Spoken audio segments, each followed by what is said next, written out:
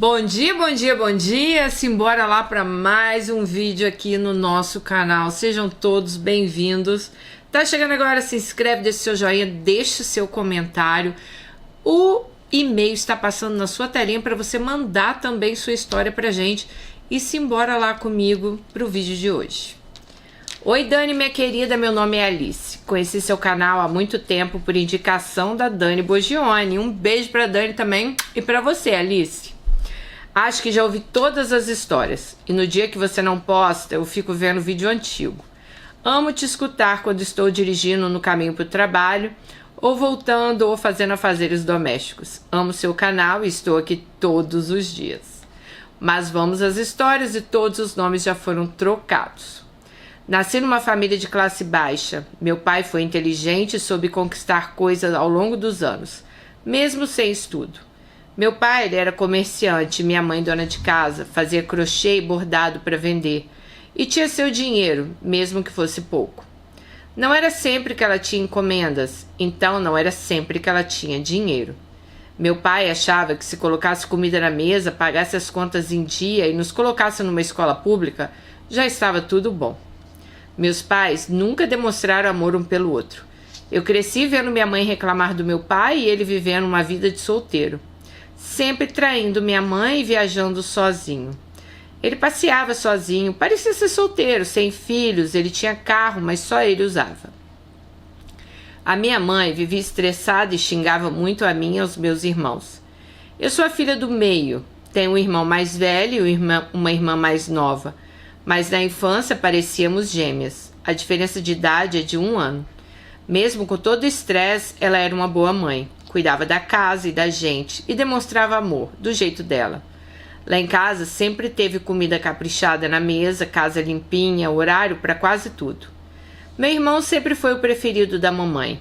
Eu era a preferida do meu pai, mas meu pai era muito seco, então não tinha vantagem nenhuma nisso. Meu pai era alcoólatra. Ele se tratou nos Alcoólicos Anônimos, quando minha mãe engravidou do meu irmão. Mas ele tinha recaídas. Ele também fumava muito. Mas assim, ele sempre exigiu dos filhos uma postura correta e nos criou com muita rigidez. Minha irmã mais nova sempre teve a personalidade dele. Sempre foi decidida, determinada e confiante. Muito comunicativa e um pouco rebelde. Eu e meus irmãos éramos mais quietos e tímidos, mesmo tendo personalidades diferentes. Nós 3 nos dávamos muito bem. Eu e minha irmã éramos muito parceiras. Brincávamos muito na rua e perto dela eu me sentia confiante. Ela fazia amizade com todo mundo da rua e eu acabava me aproximando de todos por estar sempre junto dela. Se eu não tivesse minha irmã, eu teria vivido talvez muito mais retraída. Quando eu estava longe dela na escola, por exemplo, eu tratava e ficava muito quieta. Houveram muitos dias que eu entrei e saí da sala de aula sem dar um pio, pois eu era muito tímida. Eu cresci me sentindo feia, meus pais compravam roupas em bazar. Às vezes minha mãe costurava pra gente, mas ela não era costureira e as roupas saíam do jeito que ela conseguia fazer. Claro que eu não gostava, mas eu usava, sempre me sentindo feia. Eu tinha um cabelo cacheado e lindo, grande, mas minha mãe só deixava eu e meu irmão usar trança para não embaraçar e não dar trabalho para ela pentear. Gente, eu detestava a trança. Eu tinha a orelha de abano, um pouco aberta, e o cabelo preso destacava isso. Na escola eu tentava ser invisível, mas nem sempre eu conseguia. Meus colegas faziam bullying por causa da minha orelha e por causa do meu sobrenome. Talvez como forma de escape eu criava um mundo imaginário. Nesse mundo eu vivia nos Estados Unidos e eu era mais popular da escola. Nesse mundo eu cantava pagode e tocava violão. Minha mãe, apesar de ser muito estressada, nunca deixou passar uma data comemorativa sem presente. Mas festa e bolo nunca tivemos. Ela sempre fala que todas as festas da família terminavam em briga e ela tomou trauma. Na nossa infância não podíamos brincar na rua e em casa, mas a gente sempre teve responsabilidade. Em casa ou no comércio do meu pai. Lá em casa a gente sempre ajudou, não financeiramente, mas com as tarefas. Meu pai, apesar da vida errada que ele levava, traindo a minha mãe, ele sempre nos ensinou coisas boas. A gente nunca viu meu pai com mulheres, mas sempre se comentava isso entre amigos ou queixas da minha mãe com meu pai. Com meu pai também aprendemos a ser honestos e ter responsabilidade, dar valor às coisas e ser independentes. Ele nunca deixou faltar comida em casa e minha mãe sempre cozinhou muito bem. Todo ano no Natal, ele e minha mãe faziam compras, nos davam presentes simples, mas a gente amava. Não tínhamos roupas bonitas, mas tínhamos roupas. Não podíamos escolher sapatos, mas sempre tínhamos um. Na adolescência, minha irmã ficou rebelde. Meu pai começou a nos deixar um pouco mais livre. Aí a gente furou a orelha com agulha e linha da casa da minha avó. Usávamos cada brinco enorme. Começamos a poder escolher nossas roupas. Minha mãe levava a gente na feira de roupa. Onde moro, a gente tem isso até hoje. Minha mãe juntava dinheiro e nos levava para comprar roupa e eu amava. Nessa época, eu e minha irmã começamos a vender pulseiras. Quase todos da escola usavam nossa pulseira. Fazíamos personalizadas e juntávamos o dinheiro para comprar nossas coisas. Na escola, eu era uma aluna mediana. Eu era calada e quando eu conversava era mais com os meninos. Eu tinha muita dificuldade de fazer amizade, principalmente com mulheres, pois eu me sentia muito inferior a elas. Eu tinha ano que eu arrumava uma amizade, me soltava mais, tinha outros que eu ficava mais quieta. Meu sonho era terminar o ensino médio, ficar livre da escola e poder trabalhar e comprar o que eu quisesse. Eu pensava que depois do ensino médio nunca mais eu colocaria os pés na escola. Terminei o ensino médio no final de 2003 e no início de 2004 arrumei um trabalho, ajudante de produção. E foi a melhor coisa que eu fiz. Era uma empresa gostosa de trabalhar, pessoas agradáveis. Lá pagavam 2 vezes no mês e eu entrei uma semana antes do primeiro pagamento. Então, com uma semana eu já recebi um valor excelente para a época. Meu salário era um pouco mais de um salário mínimo e para mim estava ótimo, né? Nunca me esqueço da sensação de ter meu primeiro salário. Gente, eu me senti liberdade, ela falou. Foi surreal. Eu comprava o que eu queria, guardava uma parte na poupança. Comecei a me maquiar, me arrumar. Eu queria me sentir mais bonita. Foi aí que eu conheci Jurandir. Eu tinha acabado de fazer 18 anos e nunca havia nem beijado ninguém. A empresa onde eu trabalhava era perto da minha casa. Eu ia a pé. Sempre que estava voltando para casa com as outras meninas da empresa, eu via um caminhoneiro de olhos azuis mexendo comigo e eu sorria. Um dia ele me esperou fora do caminhão e vi que ele não era tão bonito como eu pensava. Mas ele também não era tão feio. Ele me pediu para conversar e eu combinei do dia seguinte no mesmo horário e no mesmo local. Falei isso só para enrolar, eu gostava de um flerte. Eu não queria envolvimento com ele, só gostava de me sentir desejada. No dia seguinte, para não encontrar, fiz hora extra no trabalho. Em vez de sair 5:30 da tarde, saí às 8 da noite. E para minha surpresa, gente, quando eu saí do trabalho, ele estava lá me esperando na porta. Eu não tive como fugir. Ele me acompanhou até a rua onde eu morava e no meio do caminho me beijou. Achei estranho, foi meu primeiro beijo. Disfarcei, nunca falei isso pra ele. Meu pai tinha fama de bravo e os vizinhos me viram com ele. Aí eu falei, já que me viram com você, é melhor você ir na minha casa e conhecer meu pai. Foi aí que ele me pediu em namoro e eu aceitei. Eu tinha 18, Jurandir 33. Quando ele foi na minha casa, todo mundo gostou dele. Ele era bom de conversa e demonstrava gostar de mim. Eu nunca fui apaixonada por ele, mas fui me acostumando. Passei a gostar da companhia dele, mas na minha cabeça logo terminaria. Eu só queria viver aquela experiência de ter um namorado, já que antes eu nunca tive. Depois de mais ou menos 3 meses de namoro, eu perdi a virgindade com ele. Eu não queria, mas eu achava que era minha obrigação. Mulher sempre acha que é obrigação dela, né? Ter que dar pro homem, né? Não, mas é só você não, Alice. Muitas. Ele era carinhoso, agradável, se esforçava para me fazer bem, mas ele era bem safado. Vez ou outra se insinuava para mulheres na rua. Como trabalhávamos em locais próximos, eu via na rua sem que ele percebesse. Jurandir sempre dizia que depois de 3 anos a gente ia se casar. E eu dizia, sim, sim, sim. Bom, eu pensava, tenho 3 anos para terminar. Eu pensava isso por 2 razões. Eu não o amava e eu não achava ele tão atraente. Porque eu nunca tive vontade de me casar. Como o casamento dos meus pais era conturbado, Eu cresci sem vontade nenhuma de me casar, mas eu era retraída, não expunha meus sentimentos, guardava tudo para mim. No trabalho fiz amizades e tinha um rapaz que sempre me paquerava. Ele namorava e eu também. Eu gostava do flerte, então eu permitia que ele me paquerasse, mas não deixava nada concretizar.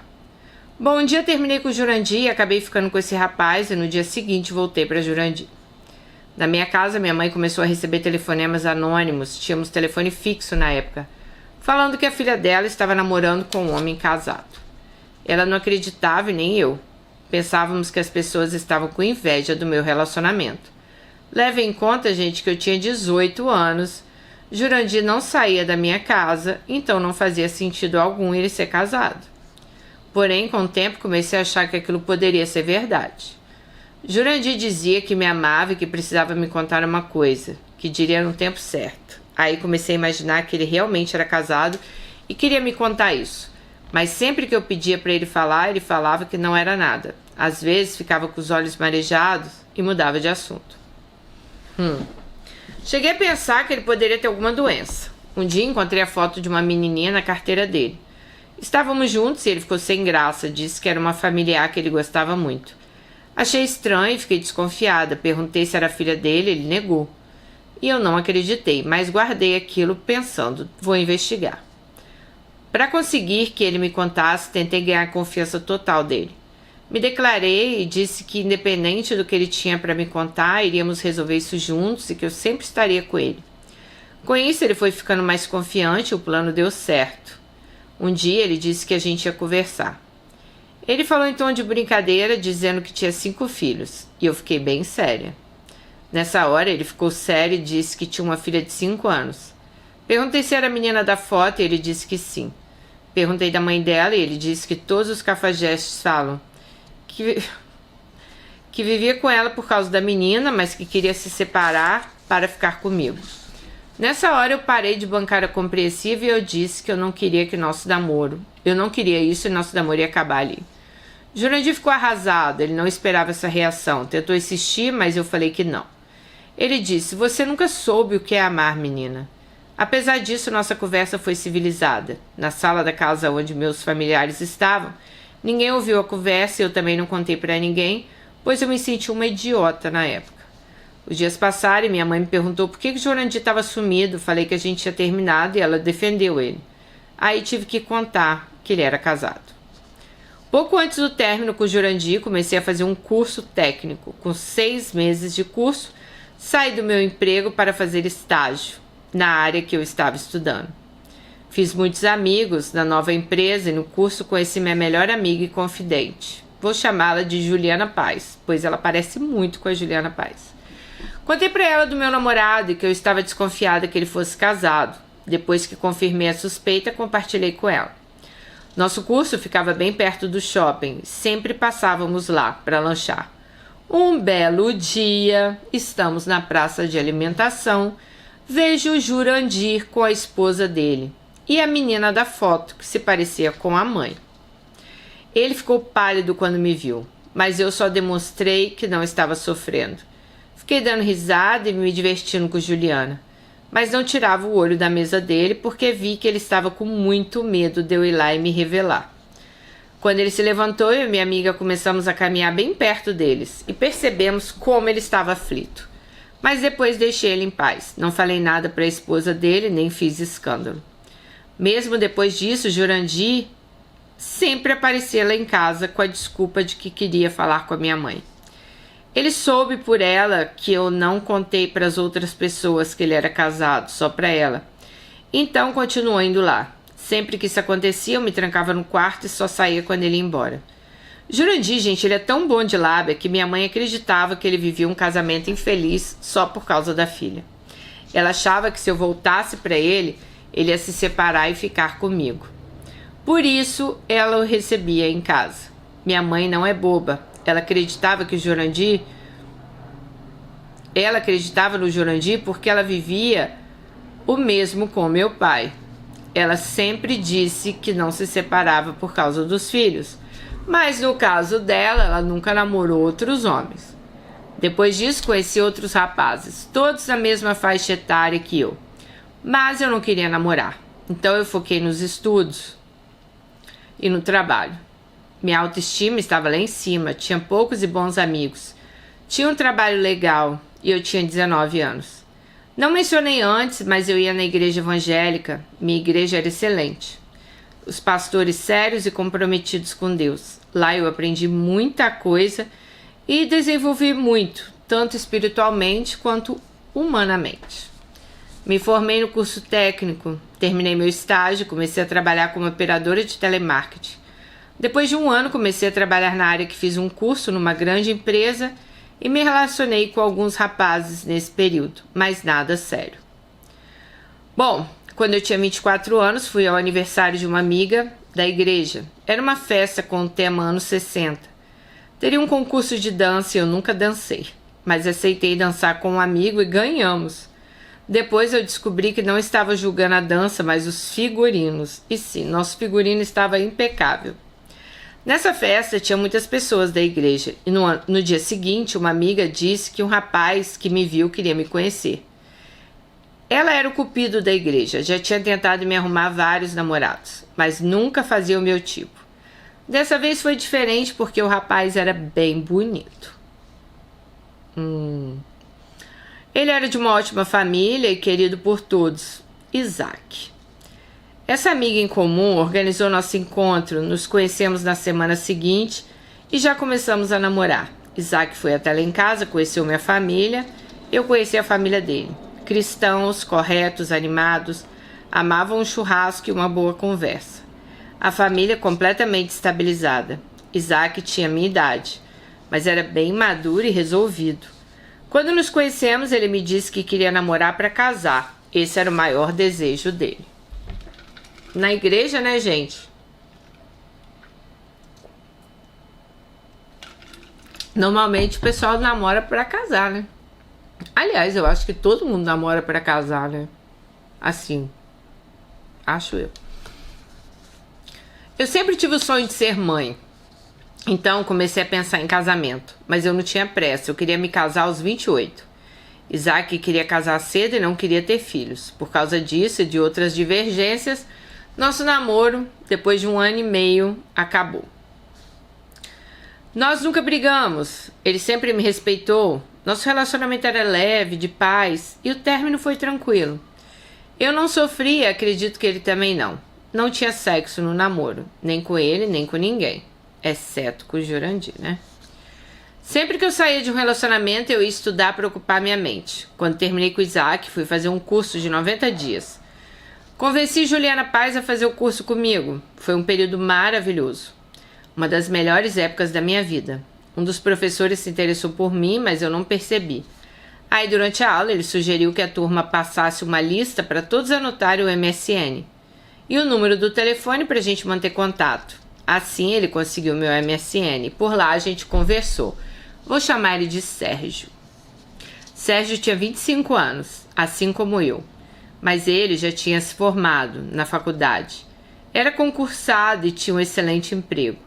Além de dar aula no curso que eu estava fazendo. A maior qualidade de Sérgio era a humildade e o carisma. A maior qualidade de Sérgio era a humildade e o carisma. Ele era o professor preferido da minha turma. Todos os alunos adoravam a aula dele e o jeito, inclusive eu. Meu curso era de 7 às 10h30 da noite. Depois do curso, nós nos encontrávamos escondidos no metrô. A gente só se beijava depois que todo mundo tinha ido embora. Eu era muito discreta. A única pessoa que sabia era Juliana Paz. Eu gostava tanto de Sérgio que quando a gente se despedia, eu ia para casa parecendo que eu estava flutuando. Me sentia pisando nas nuvens. Quando chegamos em casa, a gente entrava no MSN e conversava até de madrugada. Uma dessas noites eu estava com tanto sono que caí do beliche. Essas camas montadas em cima uma da outra, gente, me deu um galo na testa. Era uma sexta-feira, Sérgio me falou que ia viajar no final de semana com amigos e que voltaria na segunda. Me presenteou com uma caixa de chocolates. Pediu para eu comer devagar para não esquecer dele. Falou que na cidade para onde ele estava indo ficaria sem sinal. Eu concordei e realmente naquele final de semana a gente não conversou. Nessa época usávamos o Orkut, no domingo à noite eu vi que ele estava com novas amizades na rede. Investiguei e descobri que ele tinha ficado com uma outra menina no interior. Eu fiquei brava e na segunda-feira terminei com ele. A gente nem namorava sério, só ficava, mas sempre que eu estava ficando com alguém, eu ficava só com aquela pessoa e esperava o mesmo dele. Quando o Sérgio fez isso, me senti uma idiota. Sérgio pediu desculpas e pediu pra gente conversar, mas eu não queria. Aí ele pediu pra Juliana Paz me convencer a ouvi-lo. Acabei cedendo. Ele disse que nós ainda não estávamos namorando sério, que por isso ele acabou ficando com outra pessoa, mas que estava gostando de mim e disse que aquilo não iria se repetir. Aí eles voltaram a ficar. Ele nunca me pediu em namoro. Quanto mais a gente se conhecia, mais víamos que éramos diferentes. Eu evangélica, ele católico devoto de Nossa Senhora Aparecida. Ele amava um bar e bebia cerveja, eu detestava bebida alcoólica, por causa dos problemas de alcoolismo do meu pai. Mas existia uma química boa, as conversas eram longas e agradáveis. E, como a gente ficava escondido, era emocionante, ela disse. Ficamos juntos 2 meses e meio escondidos, mas foi intenso. Como nos víamos todos os dias, eu tinha a impressão de estar com ele há muito mais tempo. No final do curso, teve uma festa de despedida e lá ele agiu como se fosse meu namorado. Acabamos ficando perto dos colegas e demais professores. Isso foi péssimo, pois na minha cabeça, depois disso, a gente ia namorar. Eu não sei o que passava na cabeça dele, mas parece que ele só queria mostrar que tinha conseguido ficar comigo. Acontece que depois da festa ele começou a sumir. O curso tinha acabado e por isso a gente não se via pessoalmente. Isso aconteceu no final de 2010, no dia do Natal. Sérgio apareceu na minha casa bêbado, disse que gostava de mim, que só foi me desejar um Feliz Natal. Como ele estava bêbado, eu não convidei ele para entrar. Meus pais ficaram loucos. Ele me disse ainda que ia mudar de vida e que um amigo falou que Jesus ia transformá-lo. Eu sabia que eu não queria namorar ninguém com problemas de alcoolismo. E ele sabia que eu não queria abrir mão ele não queria abrir mão da vida boêmia dele por causa disso.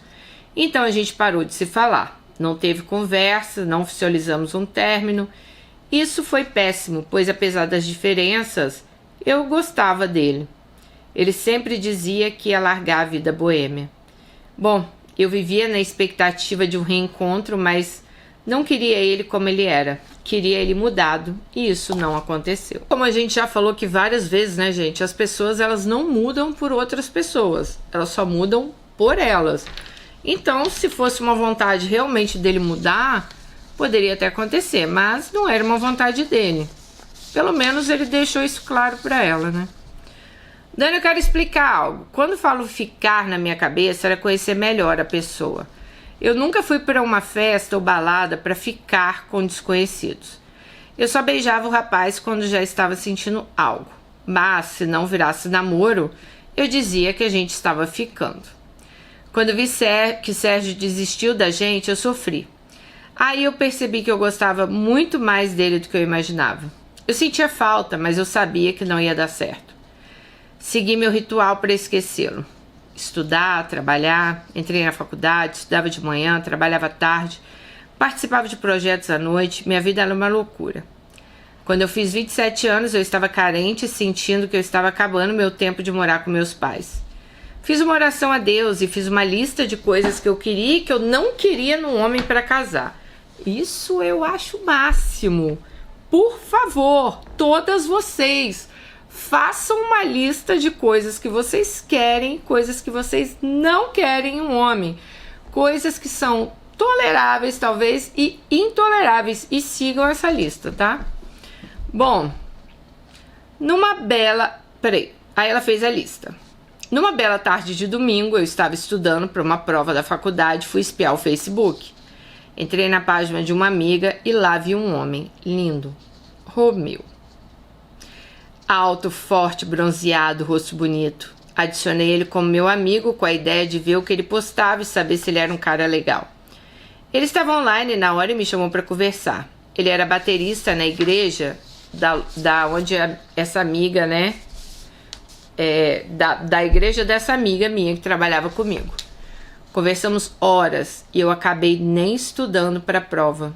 Foi a única disciplina que precisei repetir. Romeu tinha um papo agradável. Depois de 2 semanas de conversa online, conhecemos pessoalmente. Ele foi meu terceiro e último namorado sério. Quando nos conhecemos, foi tudo lindo. Dani, lembra que eu fiz uma lista e pedi a Deus uma oração? Um homem com algumas características? Romeu tinha todas elas. Nosso primeiro mês de namoro foi perfeito. A família de Romeu me acolheu com muito carinho. Ele era amoroso e respeitoso com pais e avós. Quando eu ia para a casa da família dele, eu sentia uma paz e pela primeira vez na vida eu senti muita vontade de casar. Um adendo, meninas, façam essa lista com as características que vocês querem e não querem num homem. Até para ajudá-las a saber se vale a pena investir na pessoa que você está conhecendo. Mas não esqueçam de nada. Por exemplo, eu nunca havia tido problemas com namorado ciumento. Então eu não coloquei isso na minha lista. E Romeu, o pior defeito dele é ser ciumento. Bom, no segundo mês de namoro eu percebi que Romeu era ciumento. E começamos a brigar. Chegamos a terminar. E eu disse que só voltaria se ele fizesse terapia. E assim foi. Romeu tem uma qualidade. Sempre que eu falo de alguma insatisfação, ele se esforça para mudar. Durante o nosso namoro, ele foi deixando de ser ciumento. Nós dois aconselhamos com outros casais. Conversamos, oramos e amadurecemos. Com Romeu eu me sentia segura. Ele nunca me fez sentir ciúmes. Ele sempre demonstrou ser independente. Ele lutaria por nós. Depois de quase 2 anos de namoro, casamos. Financiamos um apartamento, compramos um carro e eu me formei, logo depois de casar. Quando me casei, eu estava 10 anos sem fazer sexo. Romeu também vivia em castidade, ou santidade. Ele não era virgem, assim como eu, mas escolhemos ter uma vida sexual ativa só depois do casamento. Depois de 3 anos de casado, eu engravidei. Quando descobri, fiquei triste porque eu estava participando do processo seletivo de uma empresa onde eu queria muito trabalhar. Então eu não consegui a vaga e depois de alguns dias eu me senti culpada porque eu queria ser mãe. E quando Deus me abençoou, eu fiquei insatisfeita por causa da vida profissional. Resolvi então curtir minha gravidez e esqueci da empresa. Mas Deus não esqueceu e me reservou uma surpresa, vou contar já. Eu sempre sonhei ter uma filha menina. Escolhi o nome dela quando ela tinha 17 anos. E quando vi o positivo, eu tive a certeza que era um menino. E meu filho nasceu em 2019, com 4 quilos, lindo e forte. Romeu é um pai excelente, presente, carinhoso, amoroso. Nosso filho, vou chamá-lo de Daniel. Ele trouxe muita alegria e união para nossa família. Hoje ele tem 6 anos. Estou te mandando a foto, Dani. A principal característica dele, de Daniel, ele é extremamente amoroso. Mas ainda falta uma pessoa na nossa vida. Quando Daniel fez 5 anos, tentei engravidar novamente. E descobri a minha segunda gravidez. Dessa vez, uma menina, minha Samantha.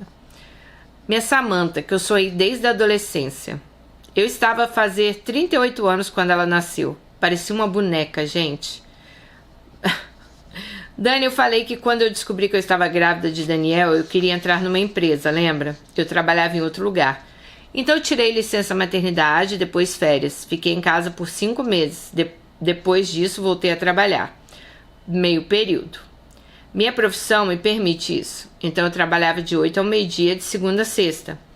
E Daniel ficava com uma babá, na casa dela. 2 dias depois de eu voltar de licença, eu recebi uma ligação da empresa onde eu tentei ingressar quando eu descobri a gravidez. E me chamaram por uma entrevista em outra unidade, na cidade onde eu moro. E eu passei, e Deus me deu tanto meu filho quanto meu emprego. Quero falar algo para vocês, suas ouvintes. Presta atenção nessa parte que ela deixou pra gente agora, que eu confio muito nisso também. Eu falo que eu confio tanto em Deus que hoje em dia eu parei de me preocupar com muitas coisas, porque eu sei que Deus tem a hora certa para as coisas que Ele quer na vida da gente. Eu sei que, por exemplo, eu sou uma pessoa que eu não faço mal para ninguém, eu quero sempre o bem das pessoas, então não tenho porquê, sabe, ficar preocupada que as coisas não vão dar certo para mim. Então eu sou muito igual à nossa Alice de hoje. E olha o que ela escreveu aqui. Deus sabe o que é melhor para você e sabe aquela hora certa de tudo acontecer. Descansa seu coração quando parecer que as coisas estão dando errado, pois no fim tudo tem um propósito. Na hora certa, o que é seu, ele vai chegar até você. Outro conselho: estudem. Como a Dani sempre disse, faça um curso que você conseguir, dê o passo que Deus dá o chão. Eu entrei na faculdade sem poder pagar, mas alguém me disse: vai, lá dentro você vai dar um jeito. E foi isso que eu fiz. Participei de projetos que pagavam dinheiro, consegui meia bolsa, consegui conciliar trabalho e estudo. Fiz a faculdade em 5 anos. Os outros alunos fizeram em 4, mas no fim tudo deu certo. Sempre nosso esforço vale a pena e sempre nosso esforço traz retorno. Hoje eu não trabalho mais naquela empresa dos sonhos. Eu estou em outra ainda melhor. Trabalho só na parte da manhã e à tarde eu cuido dos meus filhos. À noite faço pós-graduação. Hoje eu tenho 39 anos, 2 filhos lindos, um com 6 e outro com 9 meses. Sou casada e feliz.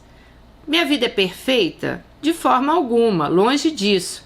Mas eu aprendi com Romeu a lutar pela minha família. Independente do problema que enfrentamos, ele sempre escolheu ficar e tentar melhorar. E isso sempre nos manteve em pé até aqui. Dani, nunca pare com o seu... Eu vou chorar, gente. Dani, nunca pare com o seu trabalho. Amo o seu canal. Vejo todos os dias e acho que já escutei todas as histórias. Meu sonho é ver uma atualização da história do médico e o pistoleiro. Mulher, minha também, tá? Já ouvi essa história tantas vezes e sempre eu recomendo ela. Quem não assistiu, aliás, vai assistir. O médico e o pistoleiro, tá aí. Bom, eu vou mandar uma outra história com meus casos sobrenaturais. Eu não quis relatar aqui para não ficar extenso. Aí manda que a gente gosta. Um beijo para você e para todos os ouvintes. Bom, estou doida que minha história saia logo. E ela enviou algumas fotos pra gente. Ai, amiga, obrigada de coração pelo seu e-mail, pela sua história, por ter parado para escrever pra gente. Porque são vocês, né, que fazem esse canal. Muito obrigado mesmo, sua família é linda, que Deus abençoe muito vocês. E assim, né, tirando ali os problemas que você teve ali, né, no seu primeiro namorado, que nem foi culpa sua, né, amiga? Você nem sabia que o homem era casado, mas eu acho que você fez muito certo, assim, todas as decisões que você tomou na sua vida, elas foram muito certas. Quando você viu que não dava pra você, você simplesmente cortou o mal pela raiz, como a gente fala. Você não pensou assim, esse cara vai mudar, vou tentar. Imagina, Jurandir nunca ia largar a mulher, né? Nem a gente quer isso, né? O cara é casado, tem uma filha. A melhor coisa que você fez foi quando você descobriu tudo, terminar mesmo com ele. O segundo lá, que nunca quis deixar a vida boêmia, né? Que você não era aquilo que você queria pra você. Então como é que você ia ficar com um cara que gostava de boemia? Eu sempre falo isso no canal, sabe, gente? Aquela frase que a gente ouve, os opostos se atraem, hoje eu não acredito mais nela. Porque assim, vocês têm que gostar da mesma coisa pra vida dar certo. Por exemplo, eu tenho um casal de amigos que os dois são super boêmios. Eles adoram sair, eles adoram ir pra barzinho, eles adoram dar festa em casa, eles adoram dar churrasco em casa, eles adoram beber. Então assim, os dois gostam disso. Eu, por exemplo, e o Marcos, a gente adora viajar. A gente adora sair, viajar, ir para outros lugares, ver outras culturas, novas aventuras. A gente não é de beber. Quando a gente tá, por exemplo, a gente viaja aí, vocês vê, né, no ano. Mas quando a gente tá em casa, a gente tá trabalhando. Eu e ele, a gente acorda de madrugada para trabalhar. Então a gente dorme cedo. A gente tem uma rotina muito igual. Imagina se eu acordasse 3 horas da manhã, acordasse não, né? Começasse a trabalhar 3 da manhã, porque eu acordo 1h45 da manhã, e o Marcos ficasse em barzinho até meia-noite. Ia dar certo? Não ia. Então, eu acho que vocês têm que ter alguém que são parecido com vocês, que tem os mesmos propósitos com vocês. A questão da lista, eu acho fantástica. Eu já falei dessa lista aqui no canal. Colocar coisas que vocês realmente querem naquela pessoa e coisas que vocês não toleram num relacionamento. Por exemplo, eu sou o tipo de pessoa que eu detesto ciúmes. Eu não sou ciumenta, porque eu acredito que eu tenho que confiar na pessoa que eu estou com ela. Se a partir do momento que eu não começar a confiar nessa pessoa, o ciúmes, ele causa estresse, ele tira energia. Então, assim, não é o tipo de coisa que eu quero passar hoje em dia.